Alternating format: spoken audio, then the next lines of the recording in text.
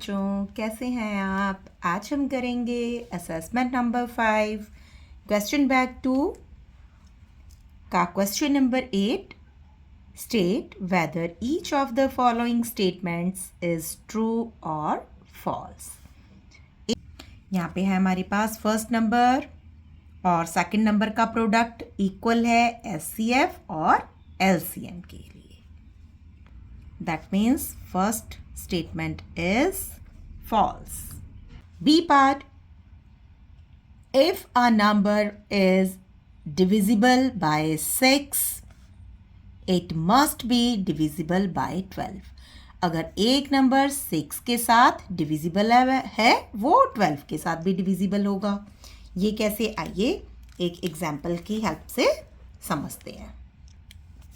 B part. अगर कोई number 6 के साथ डिविजिबल है तो कह रहा है कि वो नंबर 12 के साथ भी डिविजिबल होगा, बट ये फॉल्स है। कैसे? मान लीजिए 6 ही है, 6 के साथ तो डिविजिबल है, बट 6 12 के साथ तो डिविजिबल नहीं होगा, है ना। इसी तरह से हम समझते हैं 18 है, जैसे 18 डिविजिबल है 6 के साथ, 6 3 18, बट 18 12 के साथ डिविजिबल नहीं है, नॉट डिविजिबल। 12 के टेबल में 18 नहीं आता। That means B part falls है। C, if a number is divisible by 6, it must be divisible by 3। ये ट्रू है। समझते हैं कैसे। हमने डिविजिबिलिटी टेस्ट में किया है, अगर कोई नंबर 2 और 3 दोनों से डिविजिबल है तभी वो 6 से डिविजिबल है। तो इसका मतलब साफ है कि अगर कोई नंबर 6 से डिविजिबल है वो 3 से भी डिविजिबल होगा। सी पार्ट के लिए हम एग्जाम्पल देखेंगे। हमारे पास है 18, 2 से डिविजिबल, 3 से डिविजिबल और 6 से डिविजिबिलिटी टेस्ट देखते हैं। 18 2 से डिविजिबल है, यस, 2 9 जा 18। 18 3 से डिविजिबल है, यस, 3 6 जा 18। तो 2 और 3 से डिविजिबल है 18, दैट मीन्स 6 से भी डिविजिबल है, 6 3 जा 18।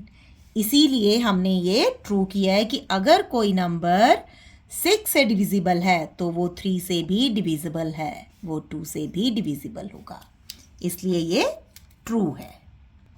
सो C part is true. D, HCF of 3 and 9, ये हमारे पास 2 नंबर है, 3 and 9 is 3। 3 और 9 का HCF 3 है and their LCM is 9, और उनका LCM 9 है। ये पूछ रहा है कि क्या ये सही है। 2 नंबर्स हैं हमारे पास।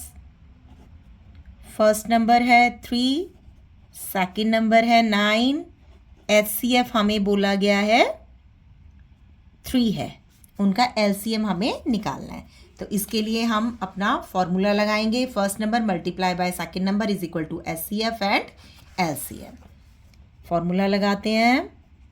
First number multiply by second number is equal to HCF multiply by LCM। First number है 3, सेकेंड नंबर है 9 इज इक्वल टू HCF है 3, LCM हमारे पास नहीं है तो LCM हम सॉल्व करते हैं। 3 को हम साइड चेंज करके लेके आएंगे, डिवीज़न हो जाएगा, LCM यहीं पे रह गया।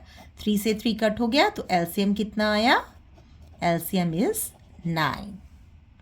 तो हमसे पूछा गया है LCM इज 9, तो ये ट्रू है, तो इसको हम लिखेंगे true. E part, if a number is divisible by 25, it must be divisible by 5. Yes. E part, हम 75 का एग्जाम्पल देते हैं।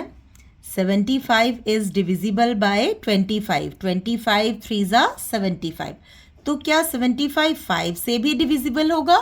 Yes. 5 को कट करेंगे, 5 1 जा 5, यहाँ पे हमारे पास बचे 2, 5 5 जा 25, दैट मीन्स 15 5 जा 75। क्योंकि देखिए 25 जो है फैक्टर है 5 मल्टीप्लाई बाय 5 का। दैट मीन्स जो नंबर 25 से डिविजिबल होगा वो नंबर 5 से भी डिविजिबल होगा। दैट मीन्स ये हमारा क्वेश्चन ट्रू है। ई पार्ट हमारा ट्रू है। Next F part, if a number A is a factor of number B, if a number A is a factor of number B का factor है A, तो B is also a factor of A, तो B भी ए का factor होगा? नहीं होगा। इसको एग्जाम्पल से समझते हैं। 2 इज अ फैक्टर ऑफ 12। 2 है जो फैक्टर है 12 का, जैसे कि 12 को अगर हम 2 से डिवाइड करें तो हमारे पास आता है 6।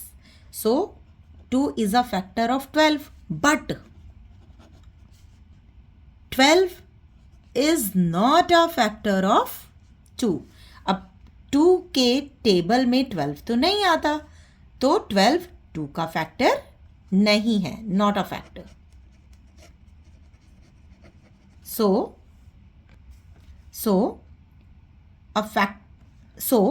if a number A is a factor of number B, then B is also a factor of A। ये स्टेटमेंट हमारी पास फॉल्स है, इसको हम फॉल्स लिखेंगे।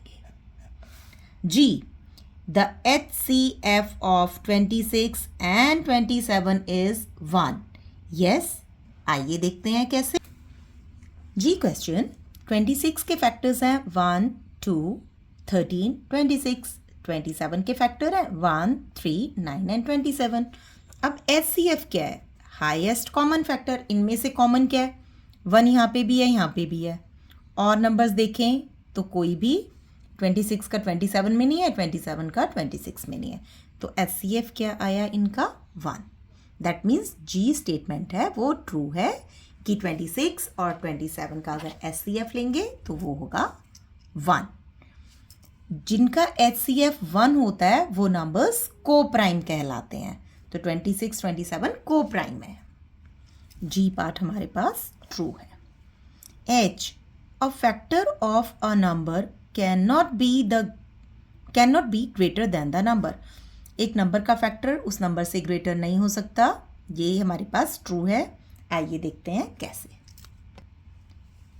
H, हमारे पास एक नंबर है 12। 12 के फैक्टर्स हैं हमारे पास 1, 2, 3, 4, 6 एंड 12।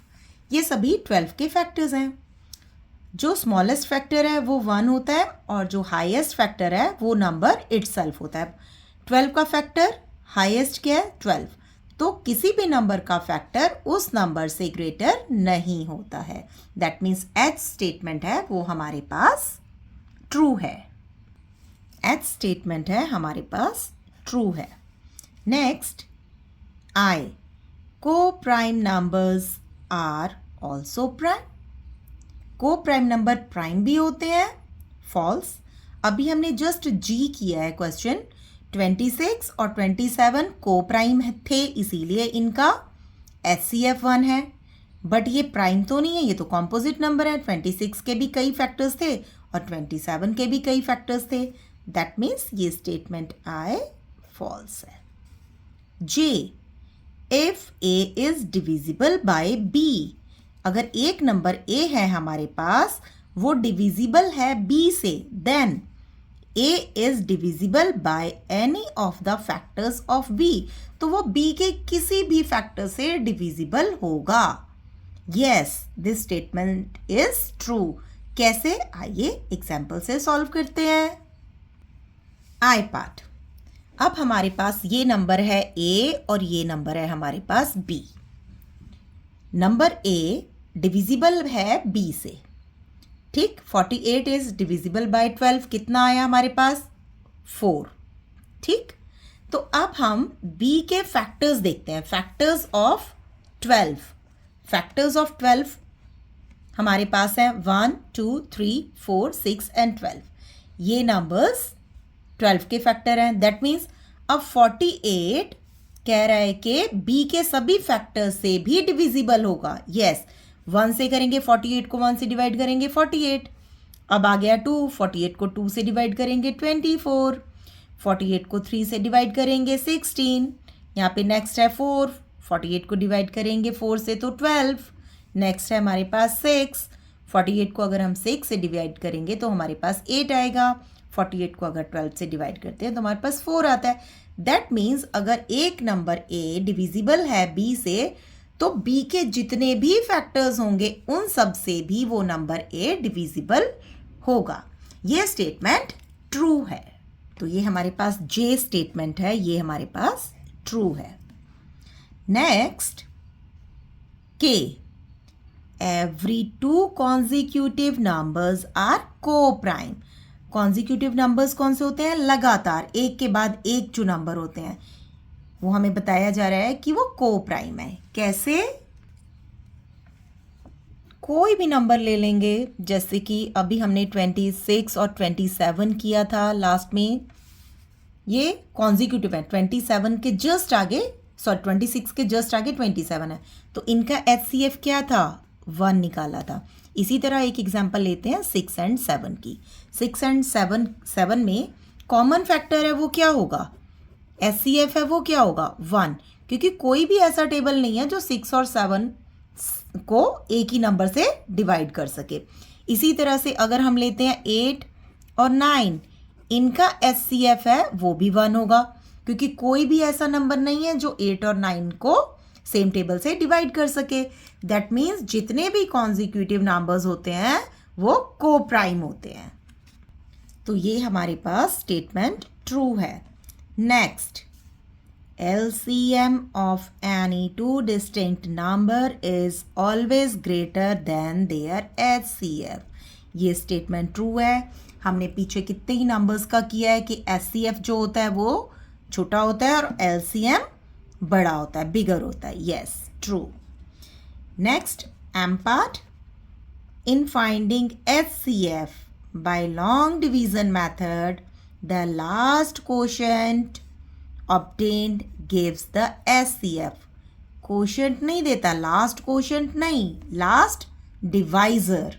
हमने अभी इसी असेसमेंट में, इसी क्वेश्चन बैंक 2 में कितने ही सारे HCF के क्वेश्चन किए हैं लॉन्ग डिवीजन से, उसमें क्वोशंट नहीं देता है HCF, डिवाइजर देता है ना।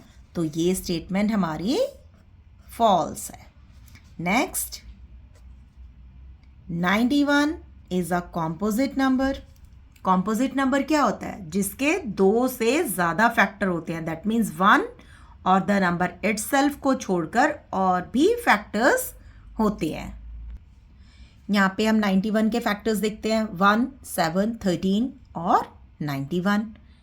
तो कॉम्पोजिट का मतलब क्या है? 2 से ज़्यादा फैक्टर। इसमें हमारे पास 4 फैक्टर हैं। दैट मीन्स 91 एक कॉम्पोजिट नंबर है। ये हमारे पास हो गया ट्रू। तो स्टूडेंट्स, हमारे पास यहाँ असेसमेंट 5 क्वेश्चन बैंक 2 हमने कंप्लीट किया है। अगर आपको मेरे वीडियोस अच्छे लग रहे हैं, आपको बेनिफिशियल लग रहे हैं, तो मेरे चैनल को सब्सक्राइब कीजिए, लाइक कीजिए, शेयर कीजिए। मिलते हैं अब नेक्स्ट वीडियो पे। Till then, bye bye.